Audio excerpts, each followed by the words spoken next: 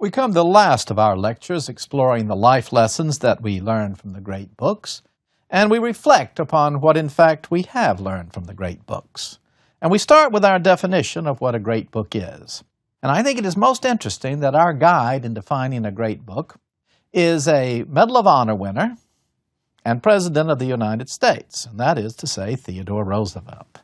He read all the time. He could read 1 or 2 books a day, and frequently did. He read them in several different languages.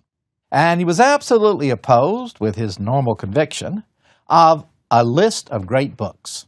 Nothing is more foolish, he said, and I entirely agree with it, than a list of 100 great books, or the 5-foot shelf of classics. That was what was big in his day, 5-foot shelf of classics that every educated person should read. That's nonsense. You should read what appeals to you. And one day I might feel like reading Tennyson, and the next day I might feel like reading Alexander Pope. I don't like Hamlet particularly, Roosevelt said, though there are portions of it I think are all right. But I love Macbeth, and why should I be forced to read Hamlet when I don't want to? So he said, let you, each individual, pick what they think are the great books that speak to them. And know, as we have said in our class, that each book will speak to you differently at each stage of your life. Winston Churchill thought it was the greatest mistake in the world to have ordinary grade school and high school students read the Odyssey and the Iliad. All that will do is make them hate it, and they'll never go back to it. Let people come to these directly by reading books that they like. Theodore Roosevelt said, I don't particularly care for drama. It has to be about on the level of the Greek tragedies before I really like it, but that's my taste. I love good adventure stories. I love the Nibelungenlied, which we read in our class, and I love the Song of Roland. They're good, vigorous stories, he said. So you pick what books appeal to you. That is the first step in loving great books. And there is no such thing as a canon that everybody should read. Don't let other people tell you what you should read, because you're going to learn from it as an individual. Nonetheless, we have set criteria that I believe do mark a great book and a book worthy of spending your time upon. And the first is that it must have a great theme. It must be a theme that is noble in itself, that will inform your decisions. And so we've studied the Odyssey, Philoctetes by Sophocles. We did read Hamlet, which I think is a great play, and we read Macbeth, and we read Antony and Cleopatra, and we read Roosevelt himself. And his autobiography is the story of a great man who lived a great life and who made a great contribution, and it is fully worthy to be considered a great book. So a great theme. How to live your life. What moral values inform your decisions as you go through life? What is true courage? How do you succeed overcoming all the horrible, senseless pain caused by the Nazis if you're a young boy, Elie Wiesel? Those are great themes. And it should be written in noble language. It could be like the Gospel of John, written in clear, forceful, philosophical Greek prose. It could be like the magnificent lines of Seneca. It could be the wonderful poetry, lyrical in its intensity, of Aristophanes. But it should be language that elevates your soul. And so much of what we read today, not to mention what we hear on television and in the movies, is filthy gutter language. Now, there'll be some obscenity in a play by Aristophanes, as George Patton understood the use of obscenity. But it is obscenity that makes a point forcefully. It is not a constant repetition of filthy words. A filthy repetition will simply make your mind filthy. Whereas, as is said in The Tale of Two Cities by Dickens, there is nothing better than a good English damn at just the right moment. And certainly George Patton understood that, as did Roosevelt, as did George Washington. No soldier who served with him can forget crossing the Delaware in the swirling snowstorm on their way to Trenton and wandering around like a group of tourists asking, what are we going to do next? And his grabbing one by the shoulder at Washington and saying, God damn you to hell, stand by your officers. Just the right language at just the right moment. But we want noble language. And we want a theme that speaks across the ages. And every one of these books, I am quite convinced, speak to us now and will speak in centuries to come. You want one book from the 20th century that I believe will still move people 1,000 years from now? It's Elie Wiesel's Night. I believe that Schweitzer and his profound belief in his autobiography that we must have a reverence for life will be important as we go century into century into understanding how do we really preserve our environment. So books with a theme that speak across the ages, and then, to agree with Roosevelt, books that speak to you personally. At a particular moment in your life, it will be almost providential that you will reach on a bookshelf and pull off a work that says just what you need to know at that moment. As happened to me when I pulled Isaac Singer's The Penitent off a shelf, never having heard of it before, having had no desire to read it, and sat engrossed as I read it through in one sitting. Then how do we approach these books? For these great books are the very essence of humanism. And these are books that really have changed history. And we have read Machiavelli, Thomas More, and Erasmus, all of them humanist, all of them who were concerned deeply with human experience. And great books are the essence of the humanities, for their goal is to teach us how to live our lives. We know we're going to die. We may believe the soul is immortal, we may not. But what matters is how we live that life before we die. And the humanist of the age of the Renaissance, Erasmus, Thomas More, Machiavelli, they all believed in putting these books into a historical context, and that is what we have done in every occasion. What are the historical circumstances in which the author wrote that book? What were the works that he drew upon? And what was his or her own life? How did the events of the life of Erasmus, or a Thomas More wearing his hair shirt and scourging himself on a Friday, how did that affect his utopia? So unless you know the history, unless you know who the author was, your attempt to read the book will be futile. There was something years ago called the New Criticism, which said just sit down with a text and read it. That's nonsense. You will miss one half of what you can take away from that book. And you must understand that it is part of a tradition. That Thomas More's Utopia is not fully comprehensible without Plato's Republic. That Seneca's masterful essays cannot be understood without knowing his mentor, the great Socrates. So there's a tradition that builds. And the great books are part of that tradition. So know the history, know the author, know the tradition. And ultimately, we read the great books because they give us principles by which we live our lives. And the most fundamental of these principles is the essence of this tradition of the humanities. And that is, starting with Socrates and going right on up through Theodore Roosevelt, that we live our life based on certain fundamental principles which are wisdom, justice, courage, and moderation. That is what Plato tells us in the Republic. That is what Socrates tells his students in his last meeting with them, his last class with them. We have spent all this time together learning that wisdom, justice, courage, and moderation are not names that people just give to ideas. They are realities. They are part of the very essence of God Himself. And they exist as ideals with God. And we see only reflections of them here on this earth. And wisdom, why, wisdom is something very lacking in our world today. We have a lot of information around us. That's what the internet is filled with, all of this information. You're overwhelmed by it. It's what you see in the news, all these terrible things coming under these little rolling scripts of horror each day. disasters, cyclones, catastrophes, murders. And then we take some of that information and we might weave it into knowledge. That's what you do if you wrote a good essay based on this class.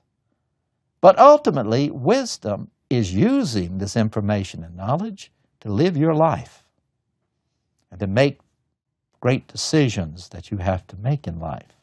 And wisdom only comes about with solitude. Thomas More living for 4 years among the monks. Jesus going into the desert. That is where wisdom comes, and that is what our world most wants to deny us, is solitude. We're so wired up, connected to everything, that we never have a moment to ponder. Don't read these great books unless you're going to walk and think about them. Take one in your hand, something you can't really do with that computer, and hold and reflect upon it. And wisdom only comes with solitude. And as our tragedies taught us, perhaps with suffering. Only out of suffering do we learn wisdom. Justice. Justice is how you deal with other people. And we have found one theme running all the way from the Gospel of John right on up until Theodore Roosevelt or George Patton. You do unto others as you would have them do unto you. It's fairness. It's the square deal that Theodore Roosevelt talked about. And it's what Thomas More talked about. He called government an organized conspiracy to plunder the rich, an organized conspiracy to plunder the poor, an organized conspiracy by the rich to plunder the poor. And the very essence of Christianity, More and Erasmus said, as does Theodore Roosevelt, as did Lincoln, is do unto others as you would have them do unto you. Lincoln asked Senator Douglas at the height of their debates, "Senator, are you a Christian?" "Yes." "What's the golden rule?" "Why, do unto others as you would have them do unto you." "Would you be a slave?" And that is the answer that echoes all the way down. So justice. And then courage. You know what courage is? Courage is being fair to yourself. It's knowing what is right and standing up for it. And leaving the world a better place because you stayed to your principles. And moderation.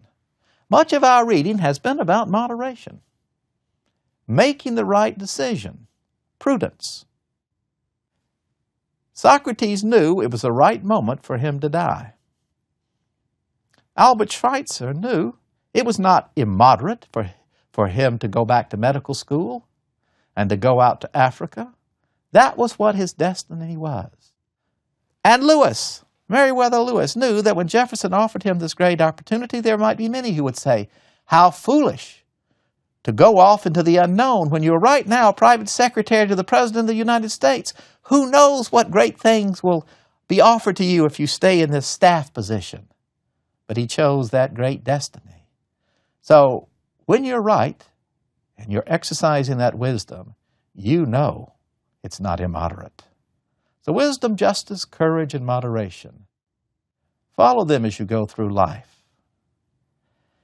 We study the great books in this humanistic tradition, in the tradition of our founders as well, in the tradition of Joseph Addison's Cato, because they make us better as individuals and they make us better as citizens, and particularly as citizens of a free republic.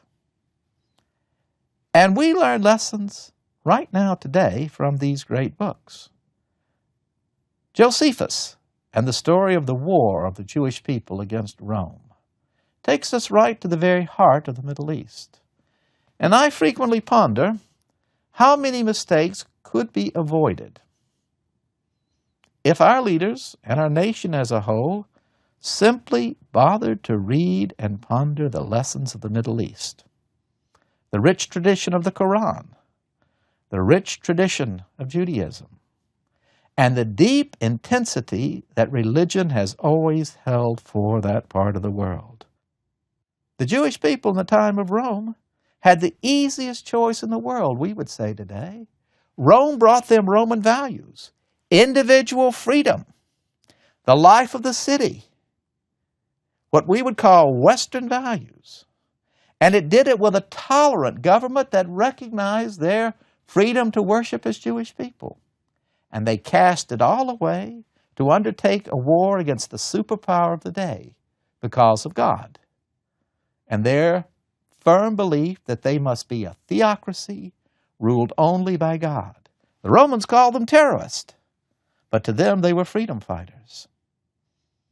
And Lawrence of Arabia, that man of destiny, how immoderate it was for a lieutenant to go off into the desert of Arabia and think that he could raise up a revolt of Arabs that would change the war. And he left behind, as his legacy, much of the political situation of the Middle East today, Iraq, Jordan. And he, to the end of his days, believed that we in Europe and America would never understand the mind of the Middle East because we refuse to understand Islam itself. And politicians, I'm not sure that politics in a democracy has changed all that much since Aristophanes and the Athenian democracy. That kind of biting political satire is only possible among a truly free people.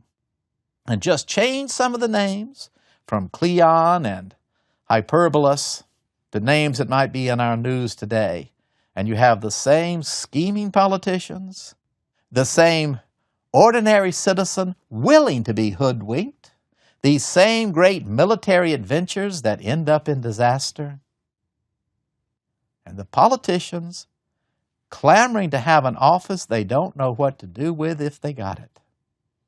Our Thomas More said it from the point of view of a monarchy.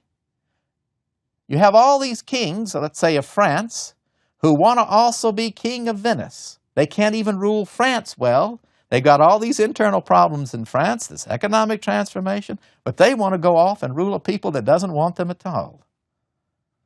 So it does make you better as a citizen, at least to say, these are mistakes. We know they're mistakes. Let's step back before they become tragedies. But as an individual, can you learn from these great books? And one of the wisest lessons I learned from the great books is to see myself with the eyes of others. That's why Greek tragedies, like the Philoctetes, are always set in the distant mythological past, the age of the Trojan War. You see that these issues are enduring. They've been in all times and in all places. And the role of the chorus is to tell an Oedipus. It's to tell an Agamemnon. It's to tell an Ajax. This is a big mistake that you're making. You can't see it because you're so blinded.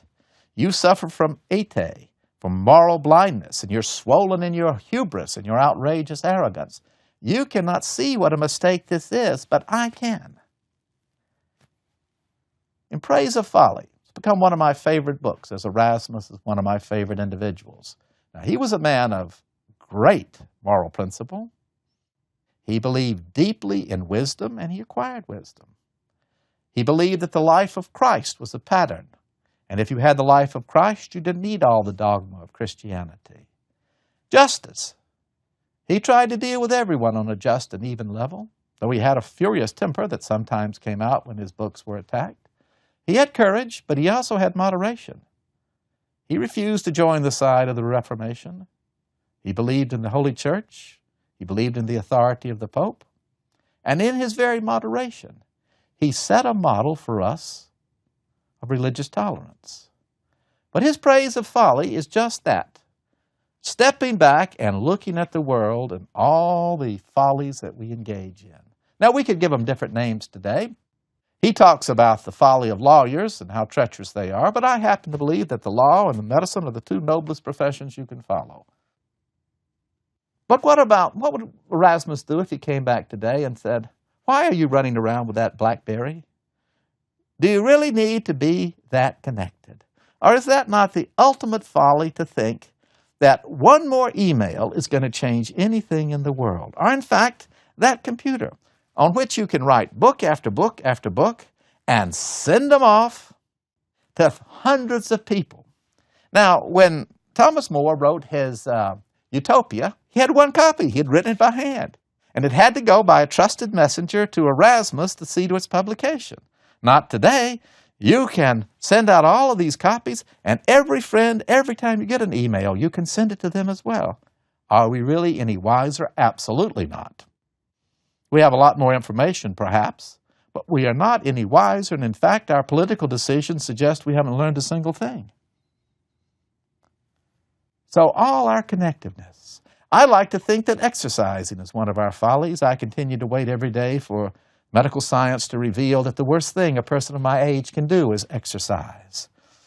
And just as way Thomas More scourged his body, and Erasmus said that was a bad idea, but Thomas More beating his back with whips, is that any different from dreading to go into some gymnasium, working out with these weights and all of this agony, walking around and around some track like some gigantic hamster?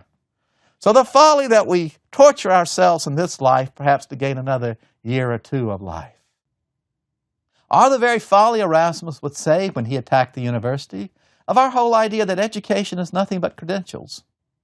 I always point out to my students, the only exam the professor never has an opportunity to talk about with students is the final exam, which ought to be the most important to go over with them. But instead, you've got that credential, you're out. And so our universities that rest upon credentials and fundraising. What would Erasmus do with the development officers of today, where every aspect of our life, whether it's running for president, or whether it's making a great university, or even running a church, is measured on how much money you bring in? So our follies, Erasmus should be here to point them out to us. So to see yourself as others see you. And then we learn from the great books how to make our life choices. And it is most interesting to me how easy it is for us at various stages in our life to follow the path of Thomas More. Now, here was a man deeply learned in the great books, and step by step he took a path that he should have known, and his friend Erasmus told him was disastrous. But it was the next step up the ladder, and he had started out on that career of political favor.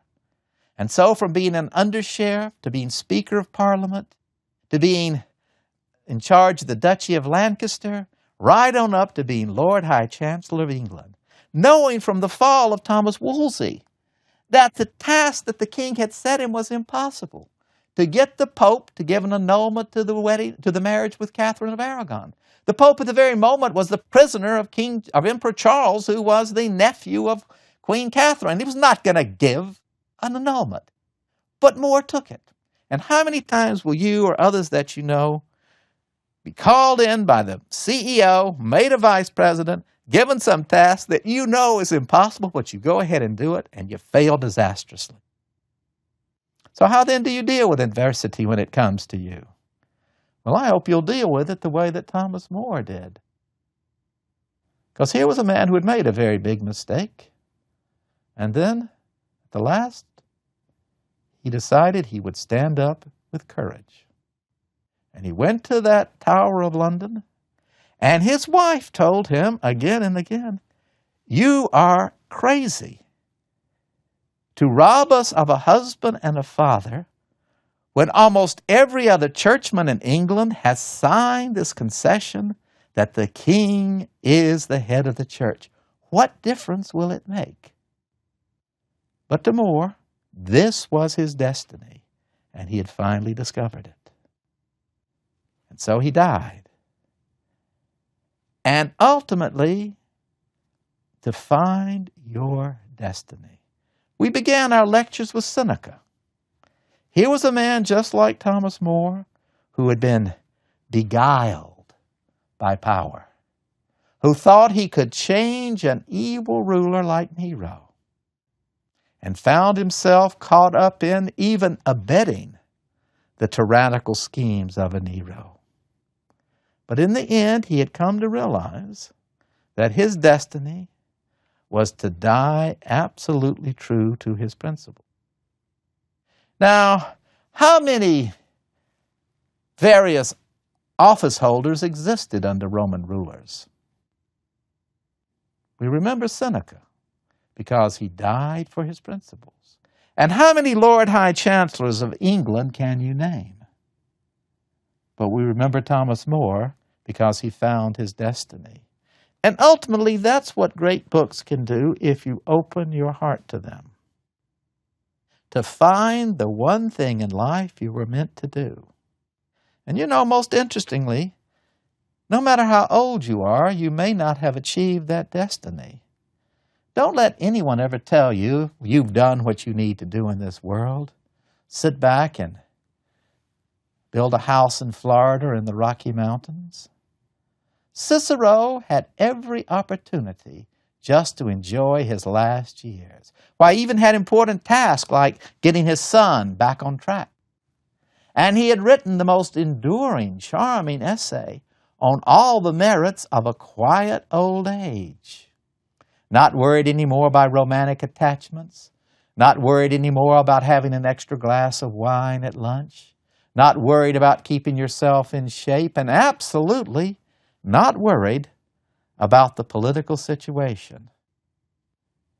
And had he not fulfilled everything that destiny might offer him, to have become the greatest thinker in the Latin language, to transform the Latin language into a vehicle suitable of transmitting the next 1,000 years of European civilization, to make Plato and Aristotle understood by his fellow countrymen.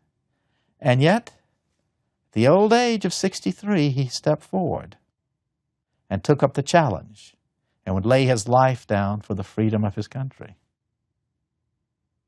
Finding your destiny, whether it's that of a Meriwether Lewis, to open up whole new worlds, or of an Elie Wiesel, young boy, 14 years of age, sees his whole world collapse around him.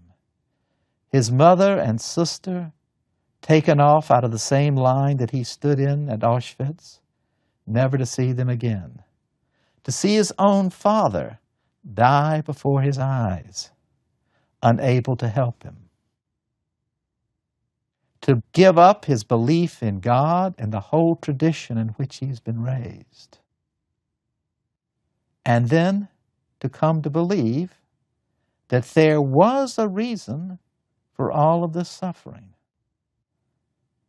That too the great books teach us. We may never understand why this adversity comes upon us. We may, like an Oedipus, try to justify what we did. I didn't know I was marrying my mother. I didn't know I had killed my father. I can't possibly have sinned. But Elie Wiesel said, this has happened to me. I will not let it destroy me. And so out of that misery, he would not only create a soul-stirring novel, but he would spend his life trying to bring peace to the Middle East, to reconcile Jew and Arab, and to dedicate his life to this purpose.